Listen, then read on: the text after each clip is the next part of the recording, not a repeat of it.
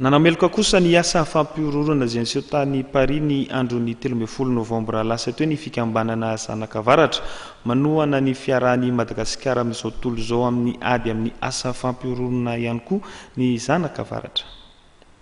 Miara-ory amin'ny fianakavian'ny ireo Namuniainy sy ireo Malagasy roa Namuniainy vokatry ny asa fampiororana niseho ny 13 Novambra teo tany Paris ny fikambanana zanakavaratra izay nanameloka ny fihetsika nataon'ireo Silamo mahery fihetsika.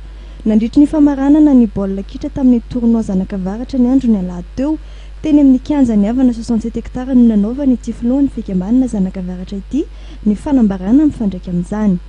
Mba mamela ahy ianareo hampiseho ny firaisan-kina amin'ireo havatsika izay Namuniainy tamin'ny 13 Novambra zoma tany Paris. Havatsika ho zany satria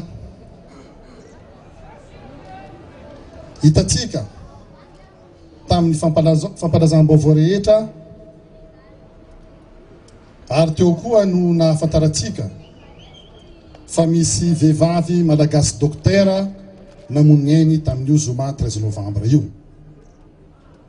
Havatsika ho zany satria misy vehivavy vazaha izay nanao asa soa akany Zazakamboty teto Madagasikara ary nanamboatra sekoly ho an'ny fianakaviana sahirana teto amin'ny 67 hektara.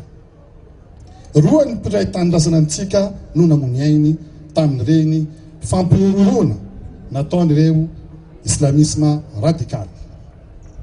Nantsitra ny teto fa ireo etsika rehetra tanterahany fikambanana zanakavaratra dia ampisehoana avokoa ny fitiavany firaisan-kina sy ny fihavanana amin'ny rehetra. Ny fikambanana zanakavaratra dia tsy misy fagnavakavahana na ara-poko, na ara-piavena, na ara-pirazana, na fotsy na mainty.